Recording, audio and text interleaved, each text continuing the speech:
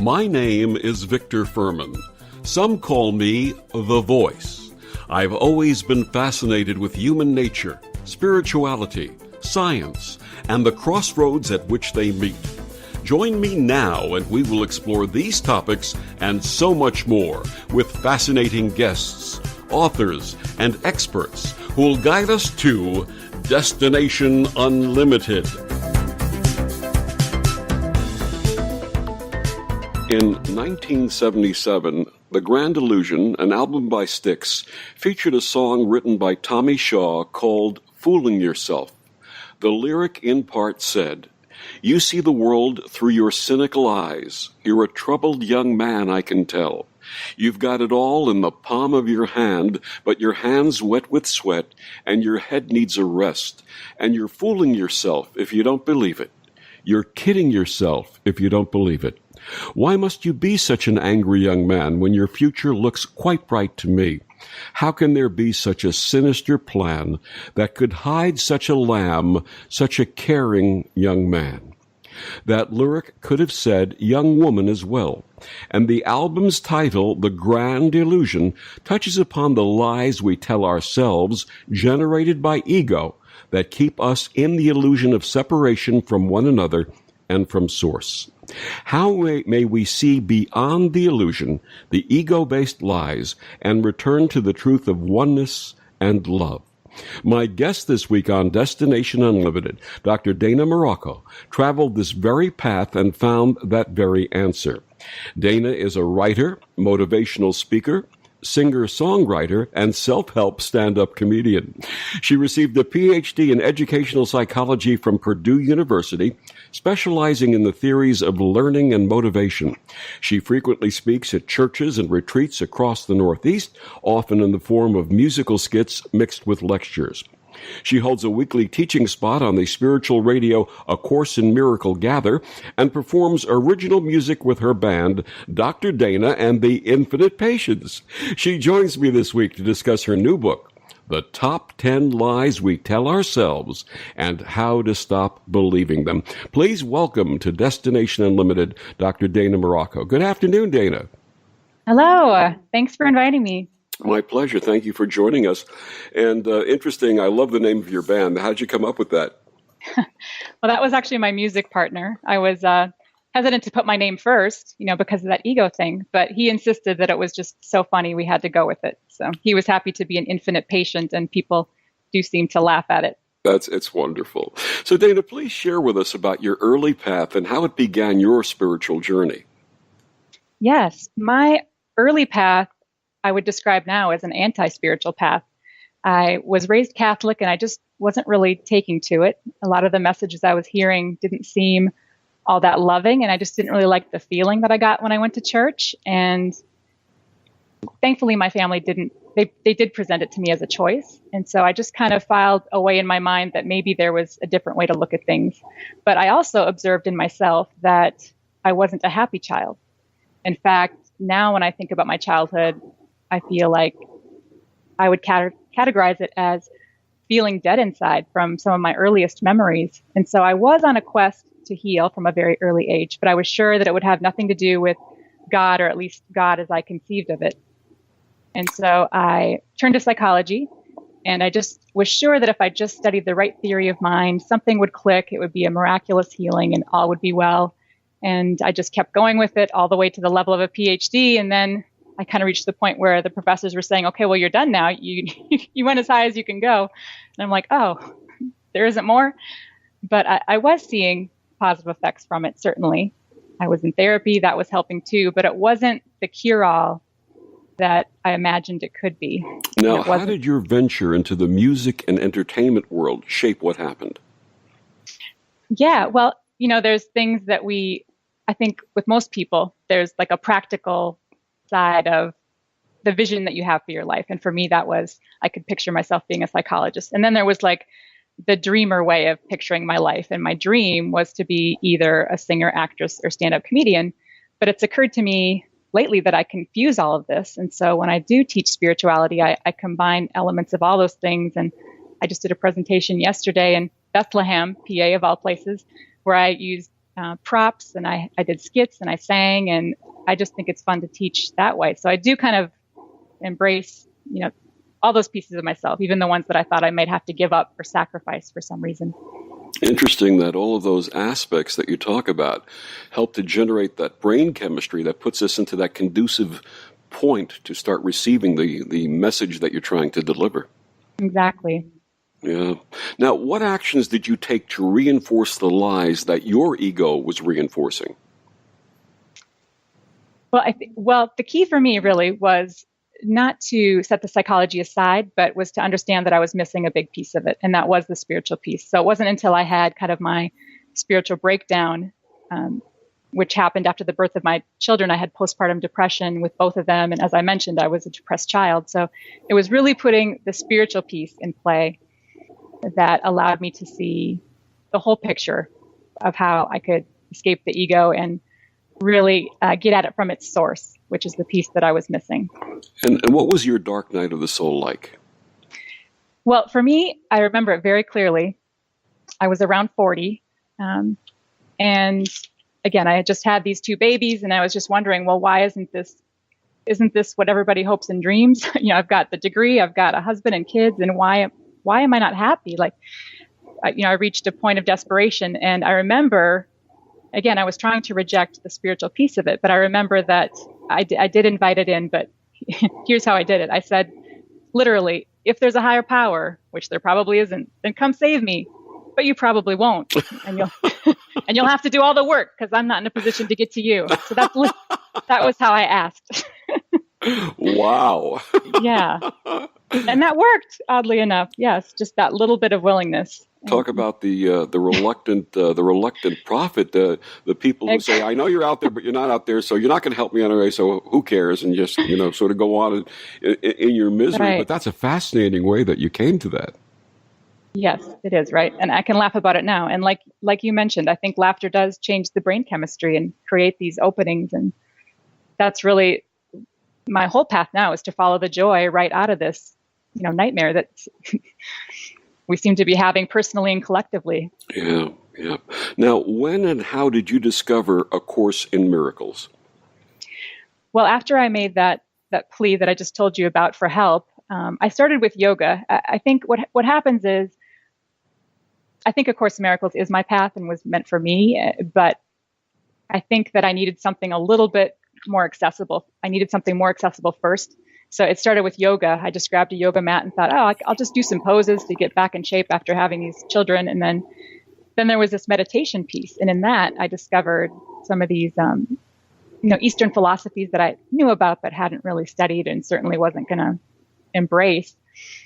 But that was the starting point. And then I taught yoga for a while, and I did some energy healing. So step by step, as an energy healer, I ran into a colleague who said, have you heard of A Course in Miracles? And I said, yes, I have it on my shelf because Marianne Williamson talks about it, but I told him I don't really plan on reading it because I just opened it up and seeing the Christian language and thinking, I've been there, done that. This isn't for me. And he said, well, this is what it's really about. And he gave me a 30-second description that just blew my mind. I was thinking, this sounds crazy, but somehow I know it's true. And I really didn't look back from there and dove into it like it was my full-time job and realized I want to write about it. I want to teach it and just share how it helped me in ways that I never thought anything could. A fascinating synchronicity, and I'm thinking that many of us who are doing the work that we're doing today had similar beginnings. I had a very spiritual background as a kid. It sort of went away in my teens and early adulthood and establishing myself in a career and so on and so forth. In my mid to late 30s, I was having a back problem, and a friend of mine suggested taking yoga classes. I started taking yoga classes. The teacher said, I love your voice. Would you facilitate the meditation? I started facilitating meditation. We used to go on these retreats, and someone once said, hey, there's this thing called Reiki. We're going to look into this sometime next year. This was in October. They said, we're going to look into this next year. Well, 2 weeks later, we were in our first Reiki class together, and that became the spiritual accelerant, which led to many of the things that you were talking about. The reopening of the path in our late 30s early 40s, to this wonderful discovery. And interestingly enough, A Course in Miracles was a great part of the teachings that I had received at that time. Now, for our listeners who may not be familiar with ACIM, please share about this and how it came into being. Yes. Well, it is considered to be channeled material. It was dictated to Helen Schuckman a little over 40 years ago. And it's one of many paths to enlightenment. It certainly doesn't claim to be the only path. But in my opinion, and others share this opinion, it does seem to be an accelerant, to use a word that you just used. And its teaching is similar to Buddhism, but it does use Christian language. And I think for a very specific reason. I think it is meant in part for the Western mind. And it basically says that we can follow one of two thought systems, and they are mutually exclusive. At no point do they overlap. One is the thought system of spirit or love, and one is the thought system of ego or fear. But only one thought system is real. Only love is real, so you can't get it wrong. And when we experience getting it wrong, it's the equivalent of a bad dream or an illusion of separation. And it won't last, and it can't last because our oneness is indestructible. It's eternal. And the essence of that thing is to get beyond the fear that's ego-based and find the truth, the reality that is the love, and that there is oneness, there is no separation. Exactly. My guest this week on Destination Unlimited is Dr. Dana Morocco. She's the author of The Top 10 Lies We Tell Ourselves and How to Stop Believing in Them. And we'll be back with more of Dana after these words on the Om Times Radio Network.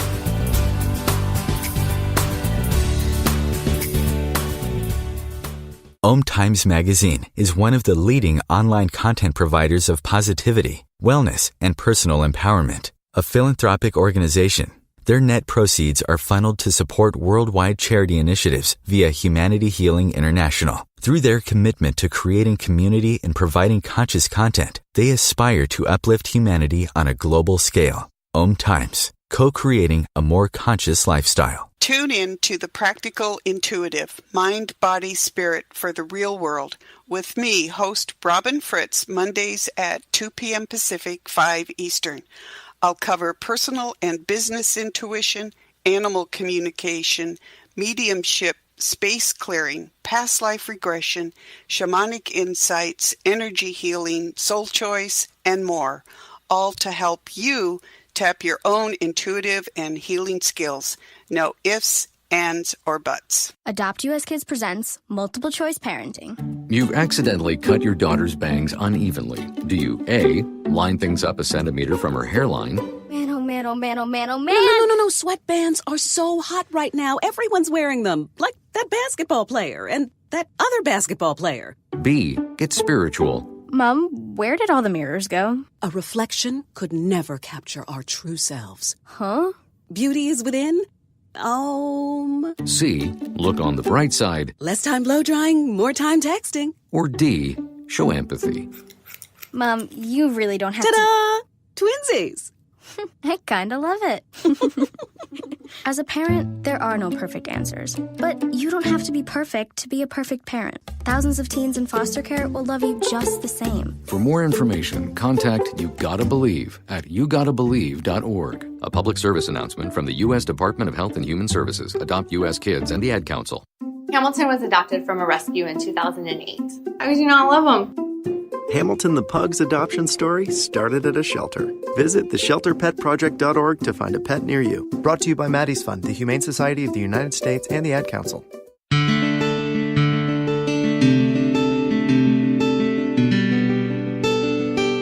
Back on Destination Unlimited, my guest this week is Dr. Dana Morocco. She's the author of The Top 10 Lies We Tell Ourselves and How to Stop Believing Them. So, Dana, we talked about how you discovered A Course in Miracles. How did you begin applying these teachings in your personal life? Well, I think what helped was that everything I had tried prior to the Course in Miracles wasn't working. So sometimes there does seem to be a lot of trial and error with these things. But it was just such a radical approach. I was just so drawn to it that I think that's the best way to describe it, almost like, a magnetic type of force. And the path is really about forgiveness, but not really the typical way we think of forgiveness, where you identify a wrong in yourself or others and then learn to see past it because you're the bigger, more mature, or more spiritual person involved. But the forgiveness that the Course is talking about is just refusing to acknowledge that errors are even possible, which sounds crazy, but everything shifts to the extent that you can think that that's even possibly true. And that's what happened for me. Explain that a little more for our listeners who may have a little bit of trouble grasping that concept. With the forgiveness piece? Yes, please. Yes. Right. Well, the world's version of forgiveness is that you identify a wrong in someone else. It's something external, someone external. And then you have different ways that you could react to it. But the highest, most elevated way is to almost see yourself as an observer of it, and look at it that way in terms of how am I really involved in the way this is playing out? Because if we're really honest with ourselves, sometimes we actually invite conflict because, again, it reinforces that separation. There's us and them, or there's you and me, and all of that stuff is what keeps the ego going, fuels that fire. So you can feel right and justified, but not for very long. And the essence of true forgiveness is what? Well, really to see that all forgiveness is self-forgiveness, Okay. I think is the biggest eye-opener for me. And the Course would be in line with that. Seeing my own part in all of it, that maybe this is my dream and I'm playing all parts. I'm all of these dream figures, and that I could make it a peaceful dream if I wanted it to be, instead of a dream full of conflict and all of the things that make it seem more like a nightmare. And essentially also that we're always loved. Exactly. Yes. And for so many people, and myself included, it seems easier to give love than to receive it, or to see yourself as love and nothing else. Like that just seems impossible sometimes, but that is the path. That love is what binds us, and love is our identity. I had it wired in my young mind, in my relationship with my father, that the way I got love was by being part of his physical healing team. He had many issues when I was young. And that set a course for me in my life where I judged my worthiness and my ability to receive love based upon what I could do for others. And it took me a long time to break that and understand that I was worthy of that love myself. Exactly. That is the connection to make. Now, how and when did you start recognizing the ego-based lies that you write about? Well, but the way the Course in Miracles defines the ego is very broad. It's really fear in all forms, including your own identity, because I'm talking about the identity as a body in a world, that there's fear even in that. So even thinking that you can exist in any way separate from others and separate from your source is fear-inducing on a cosmic level, really. So it's a much broader definition of ego than what I was introduced to in the field of psychology. So really getting at fear in all forms is no small undertaking, because we have many unconscious fears that we kind of push underground. And what the Course did for me was to identify that unconscious fear very clearly and labeling it as guilt. And for me, just that one word, identifying it as guilt, I immediately knew, yes, I think that's what it is. I think I do feel guilty all the time. And I think it doesn't feel good to feel guilty, so I want to make others guilty. And that's kind of this game we play with the ego. What were you feeling guilty about? Well, there's things that I'm conscious of feeling guilty about. Like, for example, right now it's a Sunday and I'm not with my kids. I could be, right? That's guilt-inducing. But then there's also things that I'm unaware that I'm feeling guilty about. And the Course would say that what we really feel guilty about, and this is universal, we feel guilty that we've separated ourselves from our source of love. And we feel that there's nothing we can do about it, that somehow we personally destroyed perfect oneness, and we're going to have to pay for it, once we're found out. So it's all about hiding and deflecting blame as a means of survival to the ego. This is to the faulty ego. Let's go a little more into the definitions of these two concepts. First of all, the ego. We think of the ego as that voice inside of us that tells us our definition of what's right, what's wrong, what we're supposed to do and not supposed to do. But what's the broader understanding in ACIM of ego? Well, the alternative to the ego is the thought system of the Holy Spirit, or you could say Jesus, or a higher power, or even your higher self. Is just that instead of being fear-based, it could be completely love-based. That's the alternative. That you could come from a place of love, and it's really from beyond this world. You can kind of connect to the light beyond the light, meaning, there's light in the room that I'm sitting in, and there's light in the sun outside. But I'm talking about the light beyond the light that connects us all. If you come from that place, it's more of a memory of the oneness that we never lost. What if you carried that with you? And that would literally shine through you and everything you do and all your interactions and all of your roles and things that you seem to do in the world. That could be kind of that trickle down way of going about your life. And how do we define source? Well, there's many different ways. And what I tell people too is don't get caught up in the language, because sometimes people, if they hear one word that just doesn't, please them, or they have a negative feeling about it, they'll just, dismiss the whole thing. So again, don't let language delay you. But what I think of it as source of love, because to me, obviously I would never want to be cut off from love. And I do think that I am loving, and we're all loving, and that's the tie that binds us. And that's our goal, is to express it and feel it. Right. Absolutely. Yeah. So I would say source of love, but you could say God, you could say a number of other things. Do you feel that sometimes the definitions that have been established by various aspects of religion and faith-based systems, that they in turn cause that separation? Well, the way I think of it is, again, when you're thinking with the ego, which is the fear-soaked part of our mind, we project all the time. We're projecting things that aren't true. And so literally, I think we project faulty beliefs onto ourselves, each other, and onto God. So we're only seeing God through that lens of fear, where God may be loving, but he's capable of atrocities as well, and God is judging. But is God judging, or is it just that I can't stop judging? So I think that, everyone judges, and that's kind of the dilemma. You almost have to get outside that thought system entirely to see it for what it is. And we do have a choice, and we can do that. Absolutely. Of all the lies that we tell ourselves, what made you choose the 10 that you chose? Well, again, you mentioned that I do stand-up comedy. So the whole vision for the book, or how it started, it was just a Facebook post. The way it started was I was picturing David Letterman, and I was thinking, wouldn't it be funny if the ego was a guest on David Letterman and had to, the ego was called to the carpet, and it was like a roast. The ego had to reveal what it's really up to. And so that was the top 10 lies. And they are based on the principles of ACIM. And I wanted to make it funny because, again, I think laughter can be kind of a way in for us to receive information that might be challenging, or information that might set up our defenses. So you have yourself presenting these. I think I saw a video of you presenting these in the way that Dave Letterman would have done the top 10 list, and going through one by one and having the audience respond accordingly. How did it make you feel doing that? Well, people responded people loved it. And so that kind of made me think, well, maybe this is my book then. I could just start it with this structure.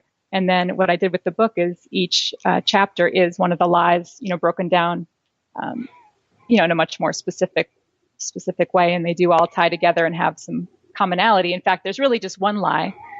That's the spoiler alert, the lie that we could be separate from each other and from our source. That is kind of the lie that started all lies. We certainly have many of them, and there could have been more than 10, of course, but I just went with the top 10. And how did it make you feel to deliver it in that method? Well, again, I love the laughter because that's the way that I want to learn. I know that I go to many self-help seminars myself, and the presenters that have a little bit of humor just resonate with me. And so I just made a note to myself that if I'm ever doing something like that, that's how I want to teach. And so I can't be serious for too long because I don't take myself that seriously. I don't take the world that seriously. And that was the way that I lifted out of the fog of my depression, just to keep getting lighter and lighter with everything. Absolutely. My guest this week on Destination Unlimited, Dr. Dana Morocco. She's the author of the top the top 10 lies we tell ourselves and how to stop believing them. Dana, please tell our listeners where they can get the book and find out more about you and your work. Yes, my website is my name, so it's drdanamorocco.com. That's DRDANAMARROCCO.com. And the book is also available on Amazon, Barnes & Noble, and other booksellers. And do you have any appearances coming up? I do in the new year, yes. And if you check my website, I'm based in New Jersey, so I'm doing any state that's connected to New Jersey, I'm hitting very soon. So check the website for a spot near you. Thank you. And we'll be back with more of Dr. Dana Morocco and the top 10 lies we tell ourselves after these words on the Om Times Radio Network.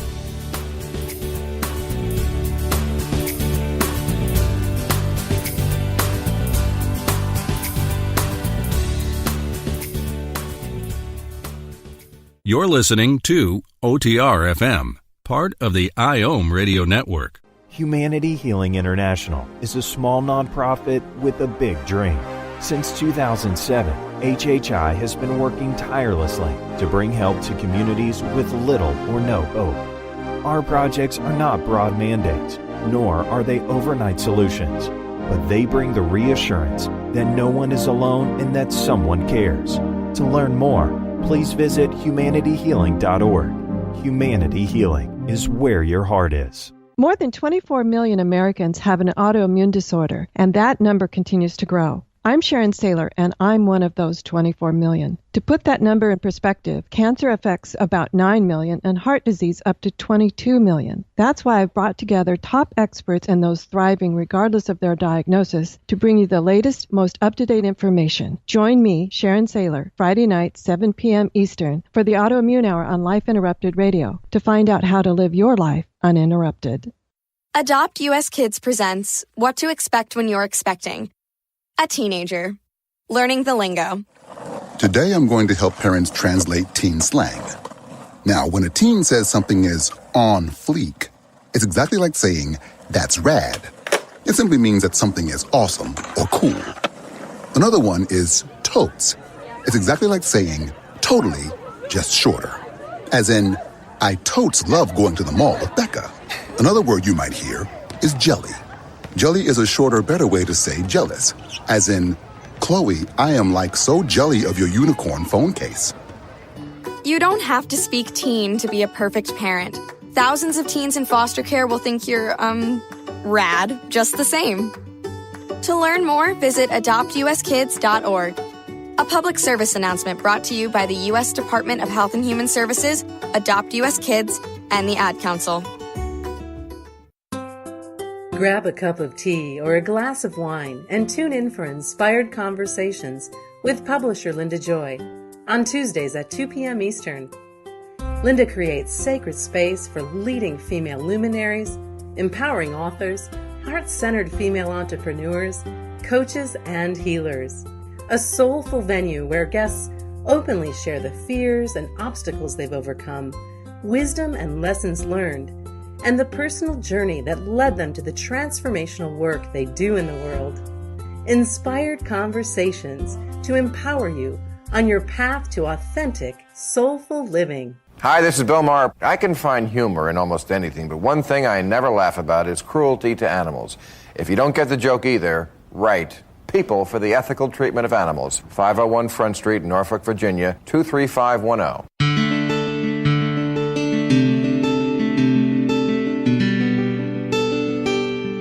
Back on Destination Unlimited, my guest this week is Dr. Dana Morocco. She's the author of the Top 10 Lies We Tell Ourselves. And Dana, I understand you have a little bit of a jingle about the work that you do. Please share it with us.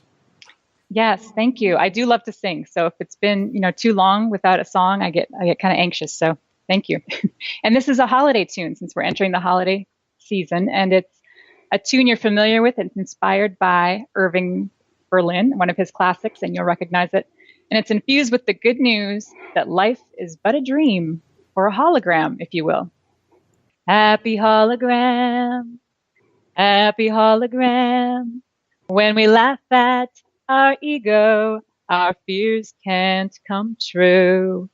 Happy hologram, happy hologram. When love is all you're bringing, happy hologram to you. Happy hologram, do do do do do do do.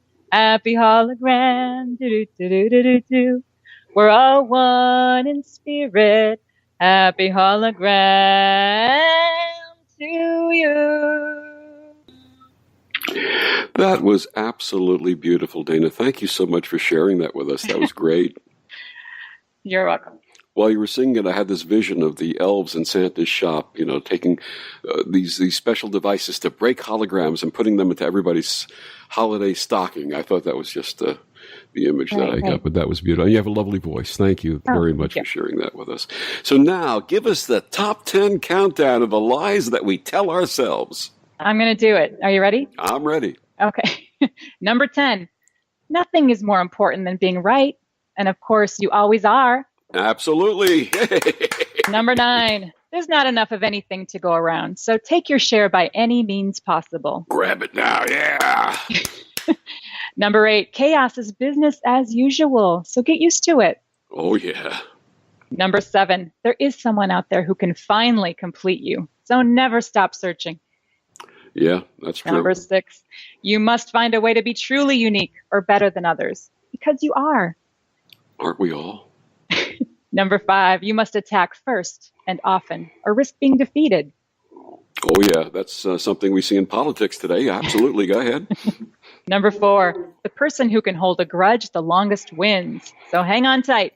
Absolutely. Absolutely. Number 3, reacting out of fear comes naturally. So stick with the program. Oh, yeah. Number 2, love is a sign of weakness and can really mess with your head. Avoid it at all costs. No love for me. And the number 1 lie is... Drum roll, please. Go ahead. You can't count on anyone but yourself. And by the way, you're a huge disappointment. This is true. What do we got left? What do we got left after that? Well, only the love is left after that. If you can just laugh away all the fear, only the love is left. Now, let's talk about some of these top 10 lies. One that I've often encountered in my 40 years in business is your choice for number 10. Nothing is more important than being right. Why is that so common in both business and personal relationships? Right? That's why it's the top of the list, because everyone can relate to that lie. But the funny thing is most people will immediately think, well, I know someone like that. Again, that projecting, it's not, I don't act like that, but I know people that do. So the whole point is to, instead of pointing the finger outward, pointing the finger inward too. Are you sure? Are you sure you don't feel these urges to be right and to one up people and to climb the hierarchy that way? Because it feels good with the ego. And that's why we do it. But we can learn not to trust the ego and what feels good to the ego. You call that the blame game of life. Why project what's not working on others rather than owning it? Well, because we don't really want to look at our problems, do we? Isn't it more convenient to see them as outside of ourselves? That way we can be the innocent victim and then we don't have to change. It just, again, all that seems perfectly logical to the ego. And the ego, that voice will just be telling you each step of the way, yes, you're right. Yes, cut that person out of your life. Yes, they deserve it. And not only do we tell that to ourselves, but we often try to enlist others to reinforce the self-delusion. If the ego is so sure of the lie, why is it necessary to bring the other people in? Right. Well, we want to really believe the lie. So first we made up the problem and then we make up the witnesses. Yeah, absolutely. Yeah. But it can work the other way too. And so once we know what the ego's up to, if we really want to see ourselves as love and only love and see others as love and only love, once that's our decision, then all of a sudden we're going to call up different types of witnesses that agree with that.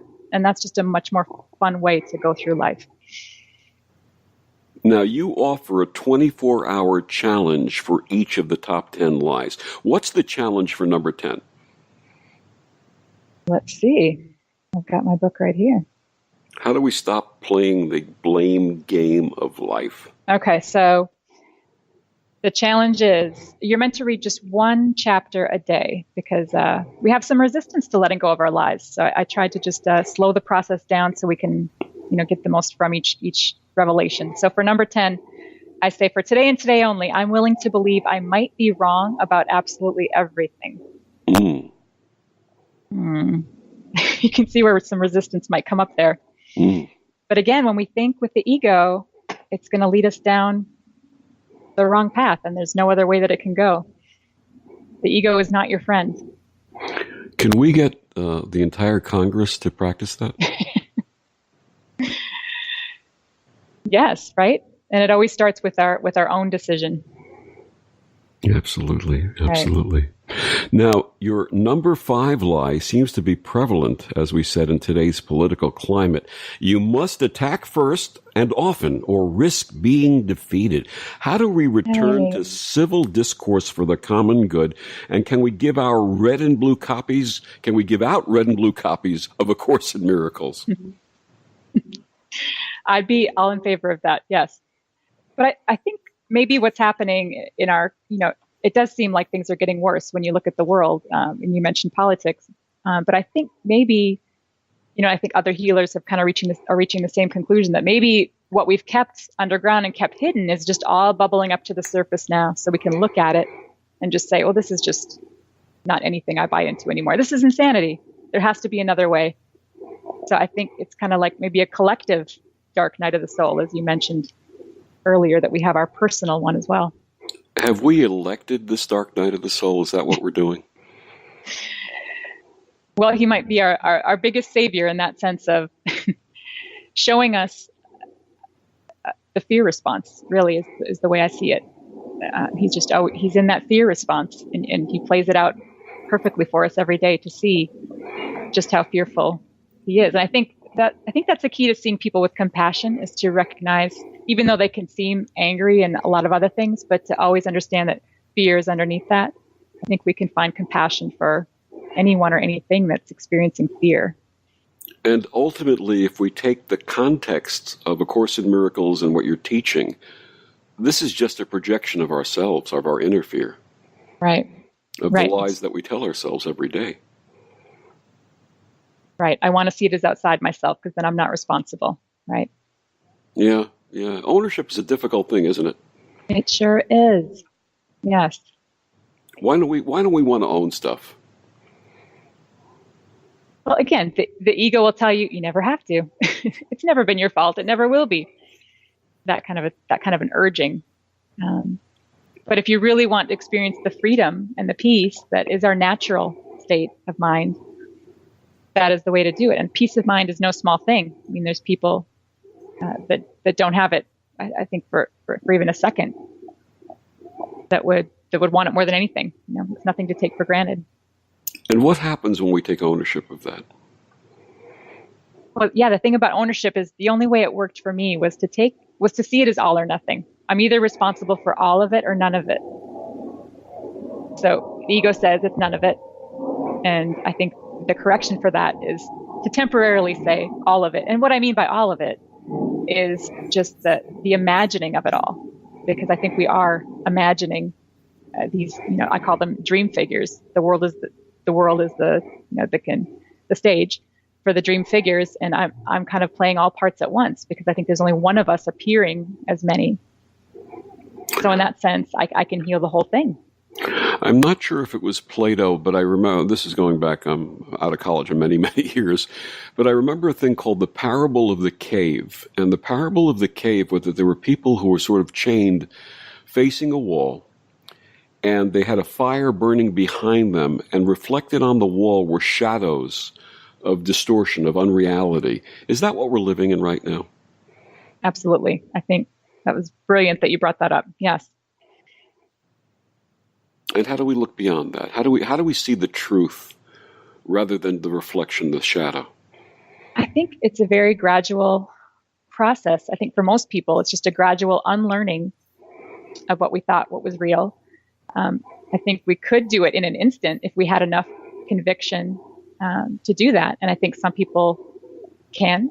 But for me, it's just been very gradual, releasing layers of fear when I'm ready. And I think the Course is quick to point out, just don't underestimate how fearful you are. And why is that important? Because in denying the fear, we just kind of waste time. And it's really not that big of a deal to waste time if time's not real either. you know, but we don't want to suffer, right? We want to minimize suffering. So the quicker path is to look at all of it and to look at the origin of the fear and to know that it did start with a decision that we made that changes everything. Now, you're a mom, you have children. What do we do for our children to help them avoid the pitfalls that we've experienced?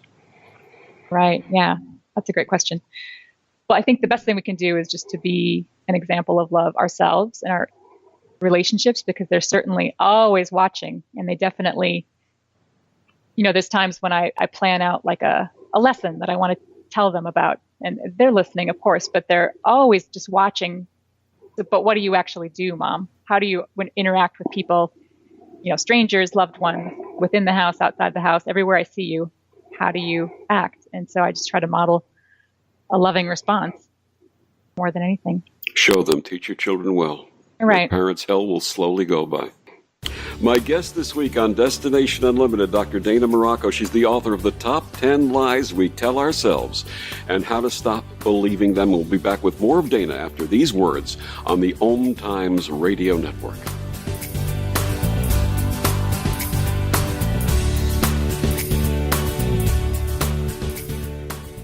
Change and growth are part of natural life and also part of your spiritual life. Everyone needs support and guidance, especially during life passages. Upgrade yourself with the Om Times Experts program. With Om Times Experts, you have access to the best intuitive coaches, spiritual teachers, counselors, astrologists, and oracles. Our team was carefully selected so you can trust.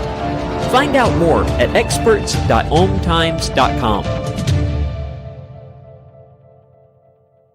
So I'm a cat, and I just moved in with this new human, and she's got this little toy she's always playing with, all day long. Tap, tap, tap, tap, bloop, bloop. She can't put it down. There it is. Oh, and get this. She even talks to it. Last week she asked it for Chinese, and guess what? Egg rolls showed up. Like magic. Humans have cool toys. A person is the best thing to happen to a shelter pet. Be that person. Adopt. Brought to you by the Ad Council and the ShelterPetProject.org. Ascending Hearts is no ordinary dating site, but a spiritual dating site with a purpose, to link you with your soulmate. We engineer the serendipity so you can trust that you will attune with someone that has the same matching vibration as you. Ascending Hearts, the conscious dating site for the spiritually aware. Try Ascending Hearts for free. AscendingHearts.com. Hi, I'm Kelly Fox, host and astrologer of The Astrology Show. Each week, I'll give you access to the current transits, which are a valuable tool that provide astrological information to help unlock the potential each of us has. Understanding the stars can help steer us in the right direction to make better informed choices. So if you're wondering what's going to happen in your week ahead, be sure to tune in to The Astrology Show for guidance. Mondays at 9 p.m. Eastern Time. Melissa from Michigan. I work an extra part-time job serving lunch at my child's school, but I still can't afford to put food on our table. Daniel from California. Choosing whether to pay the rent or pay to fix the car to get to work doesn't leave us with much at all. Now we can't even pay for meals. Hunger is a story we can end. End it at feedingamerica.org. Brought to you by Feeding America and the Ad Council.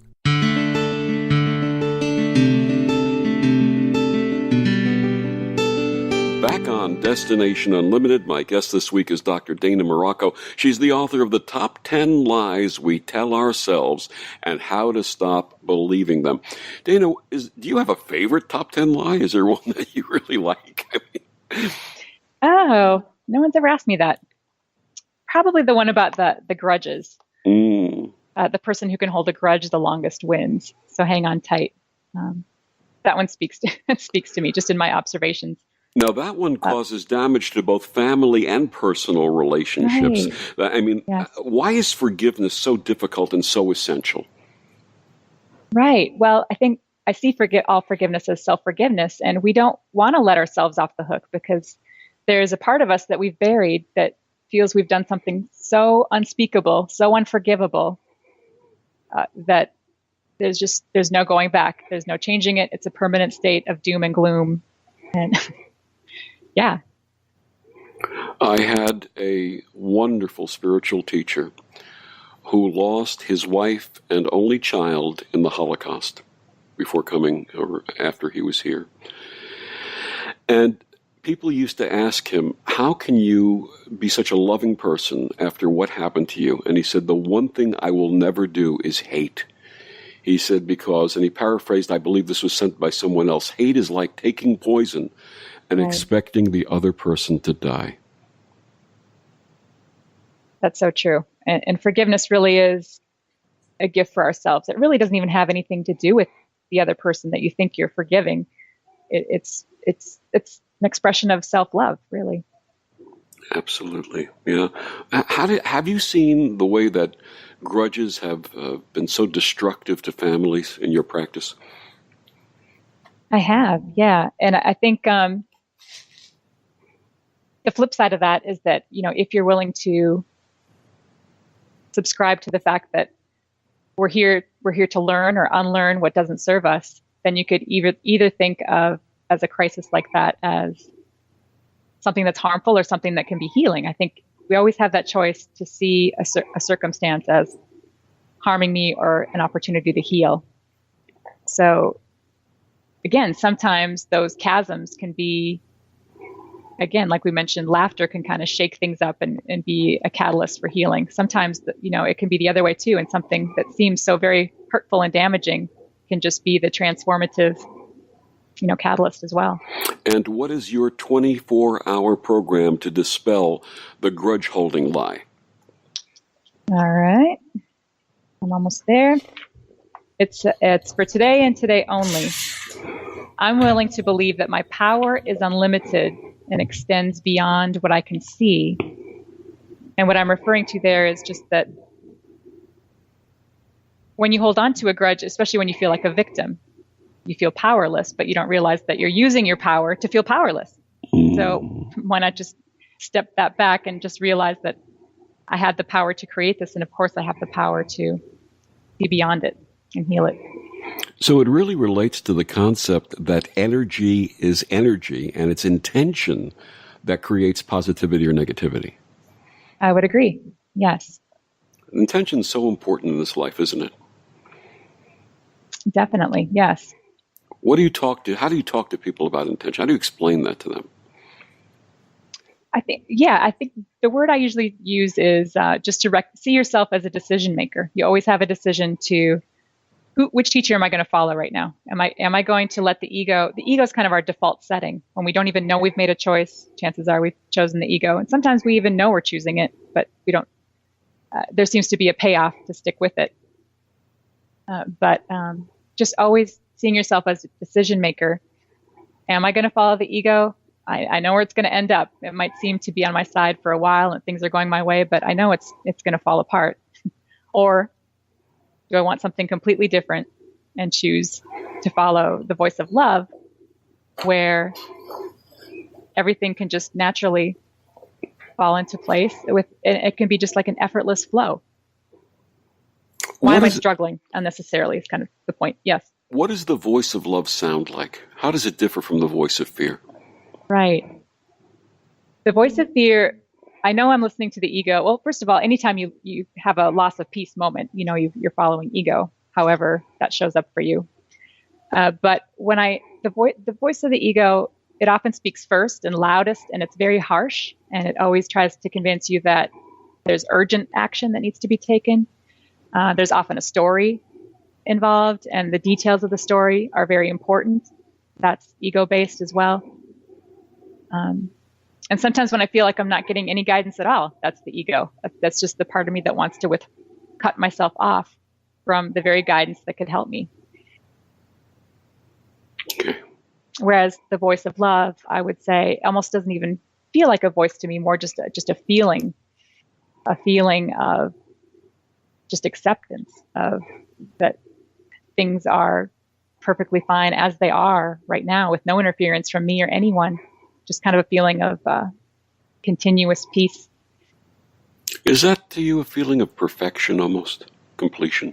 I would say, yes. The closest thing that we can have to perfection, yes. Absolutely. Your lie number 2 in your top 10 lies is love is a sign of weakness and must be avoided at all costs. In my mind, love is what we most need in our world. How do we get beyond fear and open our hearts to true love? Right. Well, I think it's important to understand that the ego has an anthem. And do you want to hear it? Please sing it for us. It's for fear's a jolly good fellow, for fear's a jolly good fellow, for fear's a jolly good fellow. It's love that we deny. So that's how the ego operates. Fear seems comfortable and natural and necessary as a defense mechanism. Kill or be killed. And does that sound like something you want to be on board with? Not me. No. Not most people that I know. No, of course not. No. And what is your 24-hour cure for that one? Right. It is, for today and today only, I'm willing to believe that extending love is effortless.